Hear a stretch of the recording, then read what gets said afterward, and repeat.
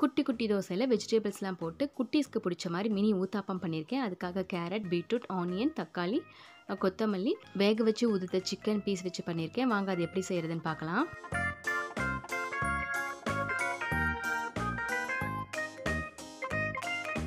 எப்பயுமே ஒரே மாதிரி தோசை கொடுக்காம இது மாதிரி அவங்களுக்கு பிடிச்ச குட்டி தோசையில் வெஜிடபிள்ஸ்லாம் டாப்பிங் மாதிரி வச்சு கொடுத்தீங்கன்னா அவங்க இன்ட்ரெஸ்ட்டாக சாப்பிட்ருவாங்க. என்னோட கிட்ஸுக்கு நான் எப்பயுமே இதே மாதிரி தான் செஞ்சு கொடுப்பேங்க. அவங்க ரொம்ப ஜாலியாகவும் இன்ட்ரெஸ்ட்டாகவும் சாப்பிடுவாங்க.